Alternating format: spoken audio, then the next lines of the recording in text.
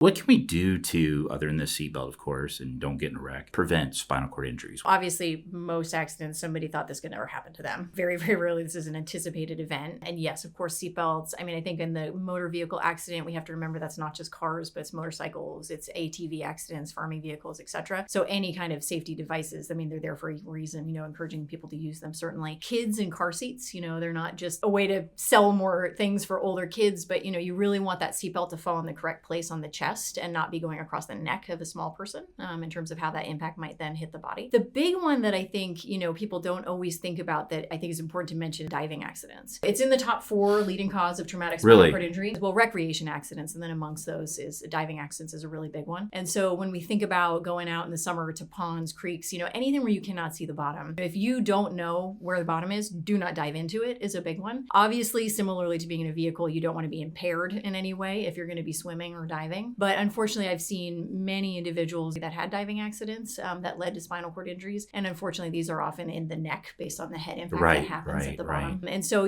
being aware, making sure you're never diving into something where you can't see the bottom. If you're ever questioning whether or not you should dive, don't. Being aware, sometimes the ground can slip beneath you as you're diving. And so even if you think, oh, I've got this nice shallow dive, I'll be fine. It's never worth that risk, I think is the main message.